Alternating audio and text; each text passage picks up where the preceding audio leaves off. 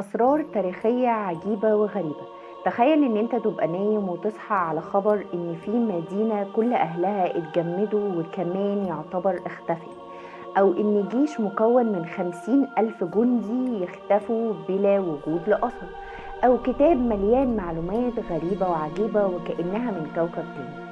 ده النهاردة اللي هنكتشفه في 5 أسرار تاريخية ومعلومات مش معقولة. في معلومة مش معقولة. أتمنى تكونوا بألف خير وما تنسوش تعملوا لايك وشير، ويلا بينا نبدأ بأول معلومة. أول معلومة وهي إن كان في الجيش ده كان عبارة عن 50,000 جندي وكلهم اختفوا. القصة بتاعتهم في إن الملك قنبيز الثاني حب يرسل جيش إلى منطقة سيوة في مصر، فبعت 50,000 جندي، وده عشان يعلنوا حرب ومشاهدات هناك. ولكن اللي حصل إن 50,000 جندي اختفوا تماما، بدون أسلحة، بدون جثث، بدون أي حاجة خالص. البعض بيقول إن ده عبارة عن عاصفة رملية ابتلعتهم، وكانت عاصفة رملية كبيرة.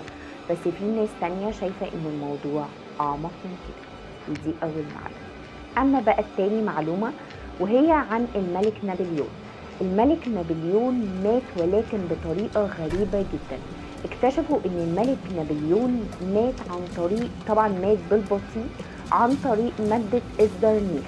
ولكن مش هي دي المشكلة. المشكلة ان لقوا مادة الزرنيخ دي حوالين منه في الأوضة كلها، وده اللي كانت بتخرج من ورق الحائط اللي كان على الأوضة كلها.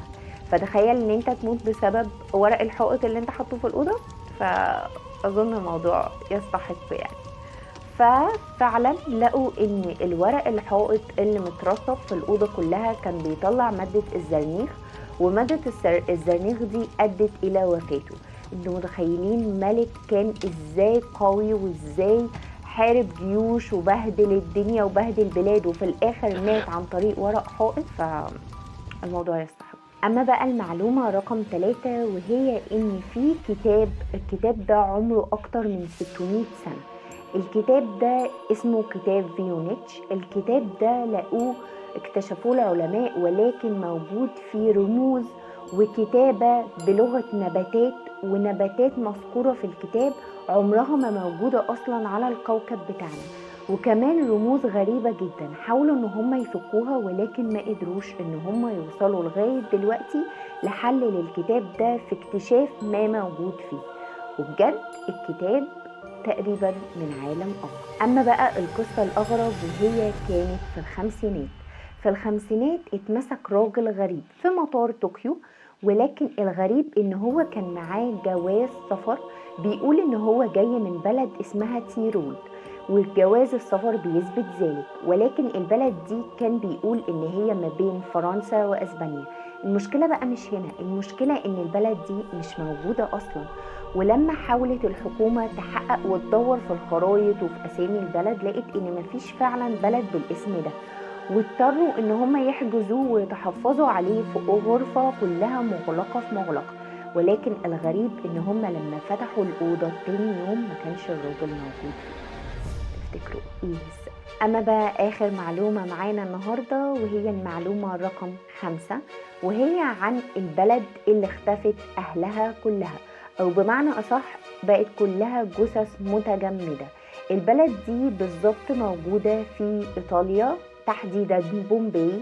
البلد دي الفكرة فيها ان هم اكتشفوها بعد قرون، لقوا ان الجثث فيها متجمدة بطريقة غريبة جدا.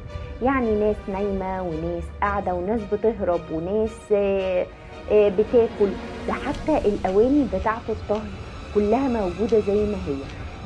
الموضوع ان كان فيه جبل بركاني في البلد دي، والجبل ده بدون اي مقدمات انفجر، وده اللي ادى الى وفاة كل ما موجود منها من اشخاص وكل حاجة، وكأن الحياة وقفت عنها، ولمدة لحظة مات كل اللي فيها. مش بس مات، ده بقوا جثث وجثث متجمدة. ودي كانت معلومات النهاردة في معلومة مش معقولة، واتمنى الفيديوهات تكون بتعجبكم. ما تنسوش تعملوا لايك وشير، وباي باي.